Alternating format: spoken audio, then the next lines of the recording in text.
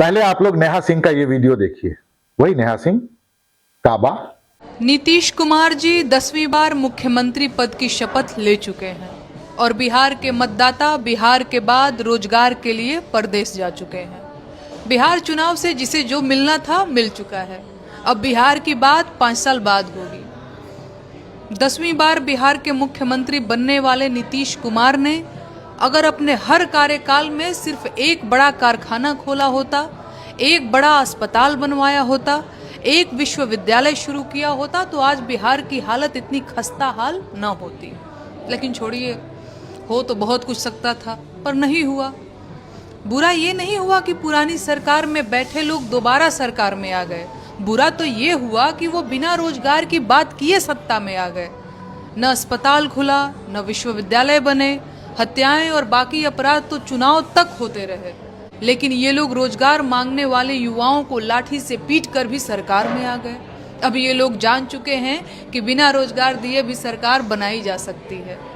अस्पताल और स्कूलों की बात किए बिना भी सत्ता हथियाई जा सकती है। अपराधों से फर्क नहीं पड़ेगा। जहरीली शराब से हुई मौतों को बिहार वासी अपना नसीब मान चुके हैं। सोचिए, अब आपका क्या होगा? आपके बच्चों का क्या होगा? अपने बच्चों को अपनी तरह परदेश में मजदूरी करते देख पाएंगे आप? ध्यान से समझिए, बिहार आपका है, इसे बदलना आपको ही पड़ेगा। अपना हक मांगना आपकी अपनी जिम्मेदारी है। लड़ना आपको ही पड़ेगा। कोई नेता और मीडिया आपकी लड़ाई नहीं लड़ेगा। सब चुनाव से अपना अपना हिस्सा लेकर जा चुके हैं। अब आप बचे हैं और आपका नसीब बचा है। सोचिए क्या करना है। शोषित बने रहना है या अपने हक की आवाज उठानी है? मत भूलिए कि गरीबी आपका नसीब नहीं है। आपको गरीब बनाया गया है ताकि कोई और अमीर हो सके। हाँ तो नेहा जी,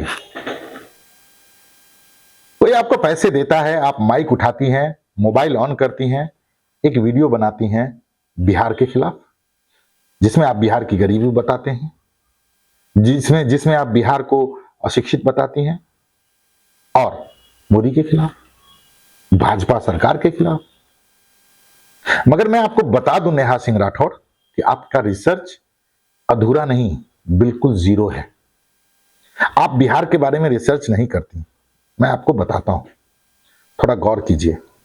आपने कहा बिहार में स्वास्थ्य व्यवस्था, तो मैं आपको बता दूं कि बिहार के हर जिले में एक मेडिकल कॉलेज अस्पताल खुल रहा है, जिसमें से 23 जिलों में मेडिकल कॉलेज अस्पताल चालू हो चुका है, जिसमें पढ़ाई भी हो रही है और दवाई भी हो रही है। आपको बता दूं कि बिहार का पीएमसीएच जो पटना में है, वो आज एशिया का सबसे बड़ा हॉस्पिटल बन चुका है। उसमें उतने बेड हैं जितने आपके पूरे राज्य के सरकारी अस्पतालों में नहीं होंगे। 5400 बेड का इकलौता हॉस्पिटल है, जिसके सिर्फ नए बिल्डिंग में 5400 बेड हैं। पुराने बिल्डिंगों की बात छोड़ दीजिए आप। आपको मैं बता दूं कि बिहार मेडिसिन डिस्ट्रीब्यूशन में, बिहार के सरकारी अस्पतालों में जो मरीजों को मेडिसिन दिया जाता है, बिहार नंबर 1 है। आपको यह बात पता नहीं थी, मगर हम आपको बता दिए, जानकारी में लिख लीजिए।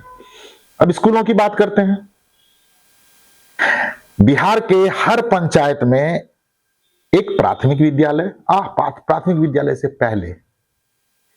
प्राथमिक विद्यालय से पहले एक आंगनवाड़ी केंद्र है, फिर प्राथमिक विद्यालय है, फिर मध्य विद्यालय है और फिर उच्च विद्यालय है। और उच्च विद्यालय भी +2 लेवल का है। हर पंचायत की मैं बात कह रहा हूं। अब मैं बताता हूं कि उसमें शिक्षक कैसे हैं। तो वो शिक्षक पहले ग्रेजुएशन करते हैं, फिर बीएड में एडमिशन लेने के लिए एक परीक्षा देते हैं, फिर वो बीएड करते हैं, फिर बीएड पास करने के लिए परीक्षा देते हैं, और उसके बाद कुछ नहीं होता, नहीं मिलती उनको नौकरी। उनको सीटीईटी की परीक्षा देनी होती है, सीटेट जिसको आप कहते हैं। उसमें पास हो जाने के बाद वो एलिजिबल होते हैं नौकरी के लिए नहीं। बीपीएससी द्वारा जो परीक्षा लिया जाता है शिक्षक भर्ती का, उस परीक्षा में बैठने के लिए वो एलिजिबल होते हैं। फिर वो परीक्षा देते हैं जो BPSC, Bihar public service commission द्वारा आयोजित होता है, और जब उसमें वो पास करते हैं तब उन्हें विद्यालयों में नियुक्त किया जाता है।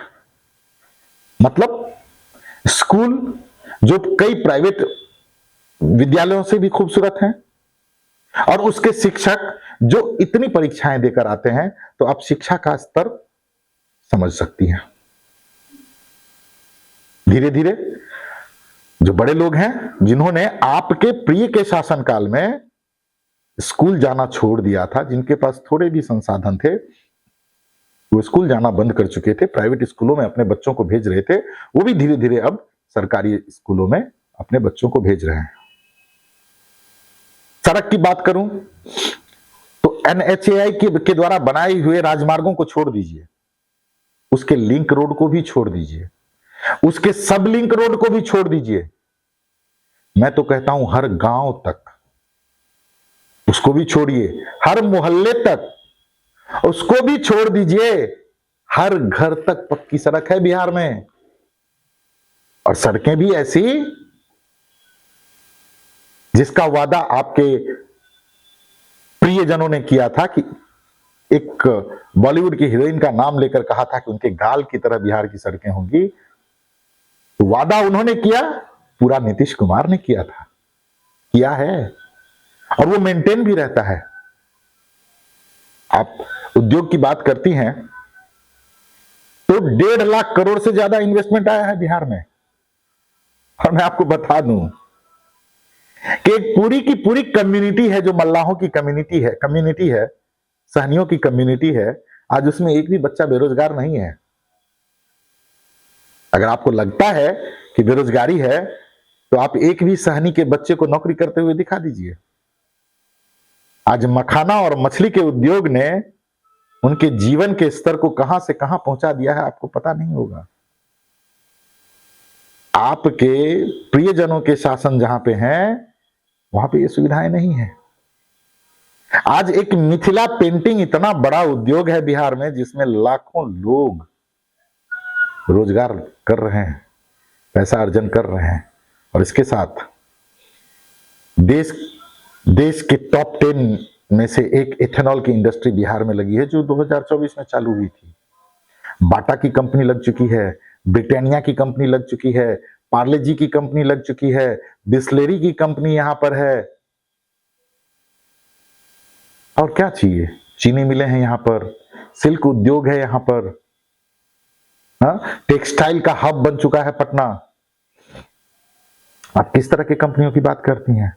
अच्छा, वो जो न्यूज़पेपर में जो विपक्षियों द्वारा पलायन की बात की जाती है उसकी, तो मैं आपको बता दूं कि जो पलायन 2005 तक हुआ था, उसमें से 70% से ज्यादा पलायन घट चुका है। अब सिर्फ 30% पे रह गया है पलायन, माइग्रेशन। लोग अब माइग्रेट नहीं करते, वही जो माइग्रेट कर चुके हैं, वही जो आते जाते हैं, उसी की भीड़ ट्रेन में रहती है। अब 30% जाते हैं। पहले का एक दौर ऐसा था, जब एक आदमी कोई नौकरी करने घर से जाता था, तो उसके घर पे 4 आदमी जाते थे, जो महीनों महीनों बैठ के नौकरी ढूंढते थे और उनके घर पे बैठे रहते थे। आज कई इंडस्ट्री बंद होने के कगार पर है, क्योंकि अब बिहार के लेबर माइग्रेट नहीं होते।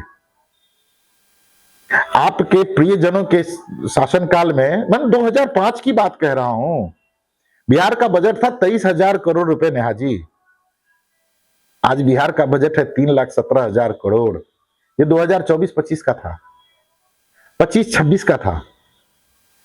अब जो बजट पेश होगा उसमें ये 4 लाख करोड़ से ऊपर जाएगा। आपको मैं बता दूं, जीविका के माध्यम से 1 लाख से ज्यादा महिलाएं लखपति हो चुकी हैं। उनका व्यवसाय, उनका उद्योग करोड़ों में खेल रहा है। 1.25 लाख से ज्यादा स्टार्टअप अप्रूव हुए हैं बिहार में। प्रत्येक वर्ष 10,000 आदमी को स्वरोजगार करने के लिए 10 लाख तक का loan interest free with 50% subsidy मिल रहा है। विद्यार्थियों को पढ़ने के लिए 4 लाख रुपए का स्टूडेंट क्रेडिट कार्ड भी बिहार में ही है नेहा जी, मगर आपको नहीं दिखेगा। आपको तो वो पत्ते दिखते हैं जो आपको मिलता है र्यूमर फैलाने के लिए, कंट्रोवर्सी करने के लिए। ठीक, धिक्कार है आप पर।